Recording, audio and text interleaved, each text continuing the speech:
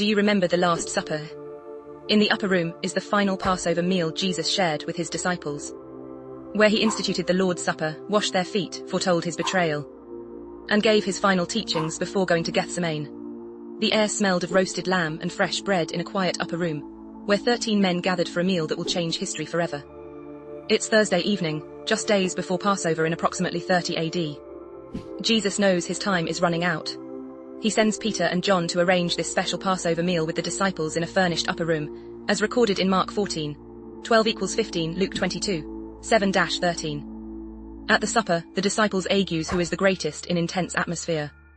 But Jesus did something shocking instead, by washing the feet of every disciple with towel. Peter protests, but Jesus explains in John 13:14, "If I then, your Lord and teacher, have washed your feet, you also ought to wash one another's feet," teaching them a servant leadership in the most powerful way possible.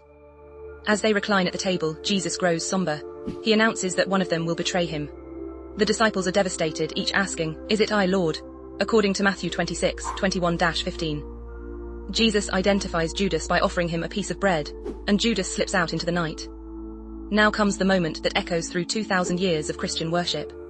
Jesus takes bread, gives thanks, breaks it, and says in Matthew 26:26, "Take, eat. This is my body." Then he lifts the cup of wine and declares in verse 28, "This is my blood of the covenant, which is poured out for many for the forgiveness of sins." This isn't just symbolic language. Jesus is transforming the Passover meal itself. Just as the lamb's blood protected Israelites from death in Egypt, his blood will soon purchase salvation for humanity. The bread represents his body, about to be broken on the cross. The wine symbolizes his blood, soon to be shed. Matthew 26:26-29, Luke 22:19-20. Luke 22:19 records Jesus saying, "Do this in remembrance of me."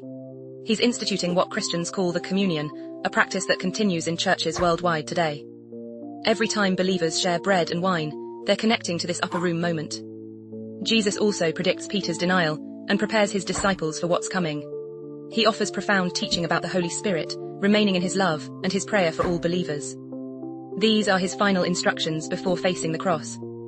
This meal represents the bridge between the Old Covenant and the New. The Passover celebrated physical liberation. Jesus offers spiritual freedom. The sacrificial system pointed forward. Now the ultimate sacrifice approaches. In this upper room, Jesus was giving his followers something to hold on to.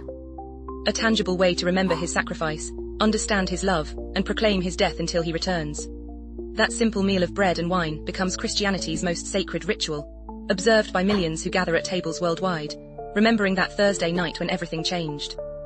Thanks for watching. Like, share and subscribe for more.